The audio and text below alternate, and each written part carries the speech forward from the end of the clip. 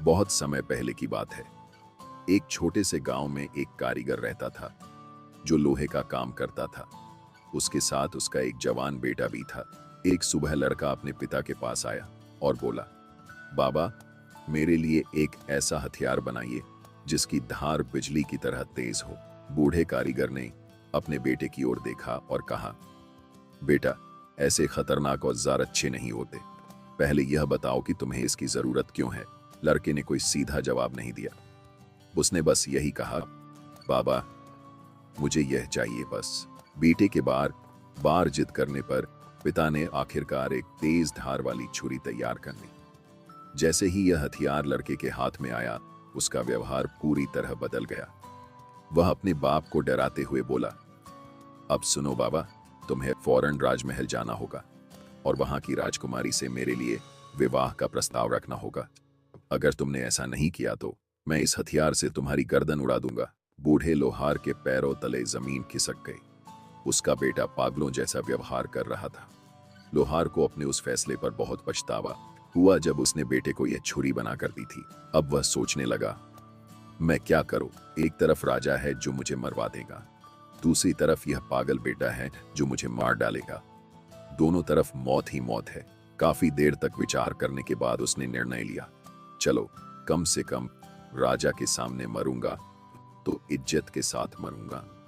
लोग कहेंगे कि बेचारा लोहार राजा से अपने बेटे के लिए रिश्ता मांगने गया था। यह तो इस बेटे के हाथों छुपकर मरने से बेहतर है।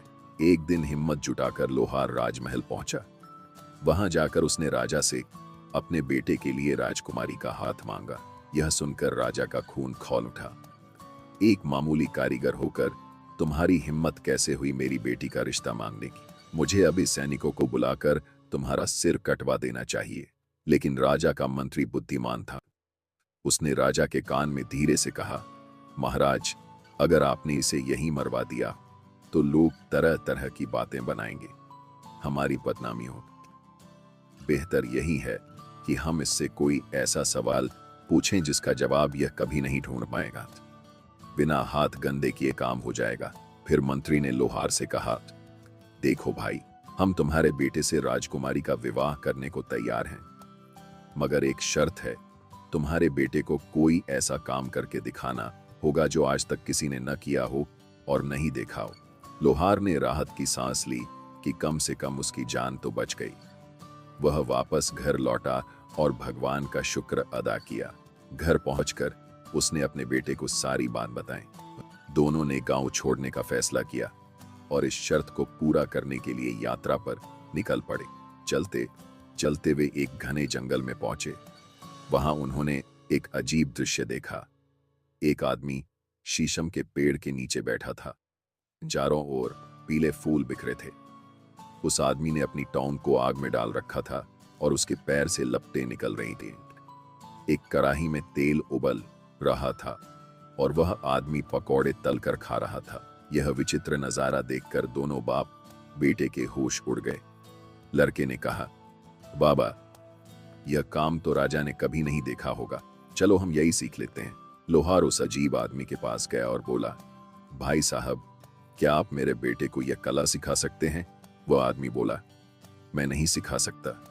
आगे जाओ, वहां मेरे गुरु बैठे हैं, अगर वो चाहें तो तुम्हारे बेटे को सिखा सकते हैं। मुझे किसी को सिखाने का अधिकार नहीं है। दोनों आगे बढ़ गए। थोड़ी दूर जाने पर उन्हें बरगद के पेड़ के नीचे एक और आदमी दिखा। चारों तरफ बरगद के फल पड़े थे। यह आदमी भी अपनी एड़ी को आग में रखे हुए था और उससे आग की लपटें निकल रही थी। उबलते तेल की कड़ाही में वह जलेबियां तल रहा था और खा रहा था। यह काम तो और भी मुश्किल है, लड़के ने कहा। यह तो पक्की बात है कि राजा ने ऐसा कभी नहीं देखा होगा। लोहार ने फिर से विनती की, क्या आप मेरे बेटे को यह कला सिखा देंगे? उस आदमी ने भी यही कहा, मैं नहीं सिखा सकता, मेरे गुरु आगे हैं, उनसे मिलो। और आगे बढ़े तो बेर के पेड़ के नीचे एक तीसरा आदमी बैठा था। मीठे बेर चारों ओर गिरे थे।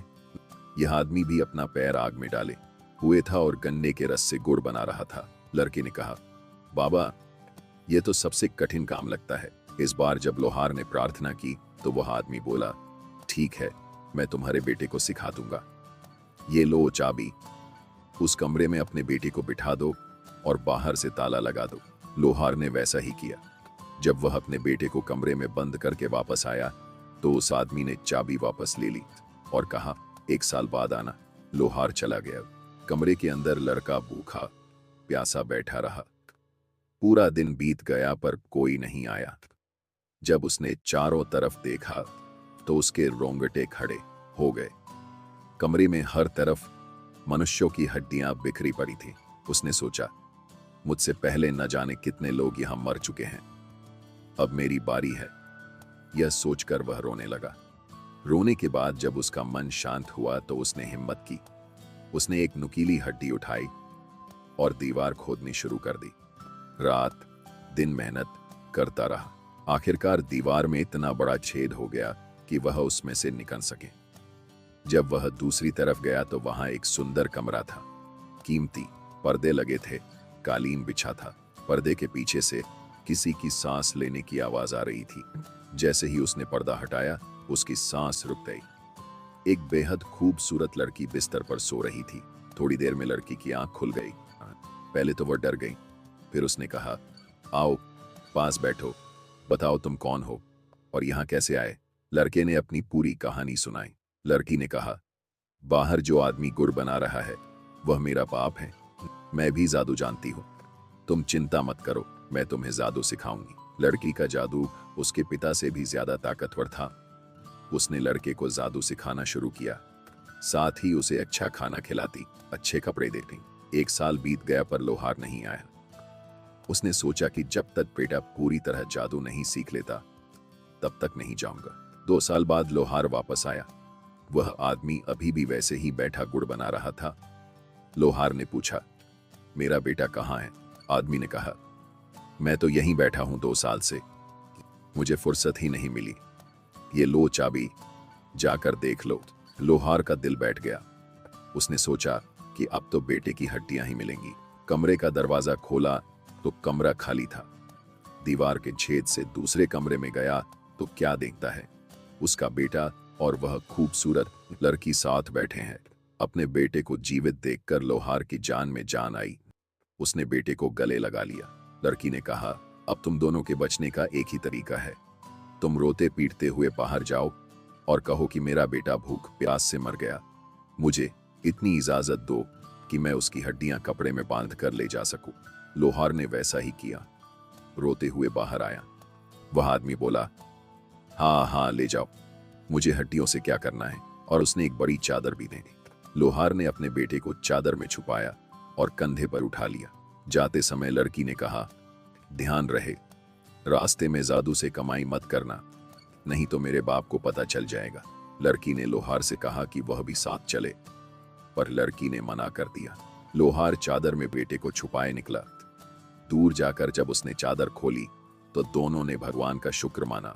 वे चलते रहे और जंगल से बाहर निकल आए। अब हरे भरे खेत थे। एक जगह एक किसान रहट चला रहा था। लड़के ने कहा, बाबा मैं जादू से बैल बन जाऊंगा, तुम मुझे उस किसान को बेच देना, पर ध्यान रहे मेरी रस्सी मत देना। लड़के ने मंत्र पढ़ा और बैल बन गया। किसान ने जब यह मोटा ताजा बैल देखा तो पूछा, बेचना है क्या? हाँ, 55 रुपए में। किसान ने बैल को रहट में जोड़कर देखा, बहुत अच्छा काम करता था। उसने 55 रुपए दे दिए। लोहार ने कहा, रस्सी मेरी है, नहीं दूंगा। कोई बात नहीं, मैं अपनी लगा लूंगा। लोहार जब दूर निकल गया तो बैल भागकर वापस आया और फिर से लड़का बन गया। किसान हाफता हुआ दौड़ कर आया, अरे मेरा बैल तो नहीं देखा, मैं तो अभी बैल खरीद कर आया हूं। बैल कहां भागेगा? किसान को शक भी नहीं हुआ कि उसके साथ का लड़का ही उसका बैल है। लोहार और लड़के ने लड़की की चेतावनी को नजरअंदाज कर दिया। अब उन्हें इसका खामियाजा भुगतना था। बूढ़ा जादूगर को पता चल गया कि लड़का भाग गया है और उसकी बेटी ने उसे जादू सिखा दिया है। जादूगर ने बूढ़े फकीर का भेष धारण किया और उनसे पहले ही रास्ते में जा बैठा। इस बार लड़के ने ऊंट बनने की सोची। उसने कहा, बाबा इस बार 90 रुपये मांगना और नकेल मत देना। लड़का ऊंट बन गया। फकीर जो जादूगर था ने पूछा, ऊंट बेचना है हाँ, 90 रुपए में। फकीर ने फौरन 90 रुपए दे दी। पर मैं नकेल नहीं दूंगा, फकीर बोला। मैंने तो पूरे पैसे दिए हैं, नकेल भी साथ ही आएगी। काफी बहस हुई, लोग जमा हो गए। फकीर ने कहा, अरे लोगों, कभी सुना है कि जानवर बिके और रस्सी अलग ली जाए? लोगों ने लोहार को गलत ठहराया, मजबूरन उसे नकेल देनी पड़ी। फकीर खुश हो गया क्योंकि अब लड़का उसके काबू में था। लेकिन लड़का भी कम नहीं था। उसने मंत्र पढ़ा और कबूतर बनकर उड़ गया। नकेल नीचे गिर गई। जादूगर ने बाज बनकर उसका पीछा किया। कबूतर ने नीचे देखा तो कुछ औरतें तालाब से काली मिट्टी निकाल रही थी। उसने मंत्र पढ़ा और मेंढक बनकर तालाब में कूद गया। जादूगर बगुला बन गया और मेंढक को ढूंढने लगा। एक सुंदर लड़की भी वहां मिट्टी निकाल रही थी। लड़के ने फिर मंत्र पढ़ा और अंगूठी बनकर उस लड़की की उंगली में चला गया। बगुला अब फकीर बन गया। थोड़ी देर बाद औरतें अपने घर चली गई। जादूगर भी उनके पीछे पीछे गया। लड़की जब घर पहुंची, फकीर ने कहा, बेटी, मुझे वह अंगूठी चाहिए जो तुम्हारी उंगली में है। लड़की को गुस्सा आया, तुम कौन होते हो मुझसे अंगूठी मांगने वाले? जब मां को पता चला तो वह भी नाराज हो गई। तू तालाब से मिट्टी लेने गई थी, यह अंगूठी कहां से आ गई? किस लड़के ने दी है तुझे? उतार कर फेंक दे इसे। लड़की ने मजबूरन अंगूठी उतार कर फेंक दी। फकीर ने पकड़ने के लिए हाथ बढ़ाया। लड़का फिर कबूतर बन गया और जादूगर बाज बनकर उसके पीछे लगा। अब वे राजा के महल के ऊपर उड़ रहे थे। राजा दरबार लगाए बैठा था। कबूतर ने सोने का तार बनकर राजा के मुकुट में गिरा दिया। जादूगर फिर फकीर बनकर राजा के सामने आया। महाराज, आपके मुकुट में जो सोने का तार है वह मुझे दे दीजिए। राजा हैरान हुआ। उसने मुकुट में हाथ डाला। जैसे ही तार राजा के हाथ में आया, वह माला बनकर टूट गया और मोती जमीन पर बिखर गए।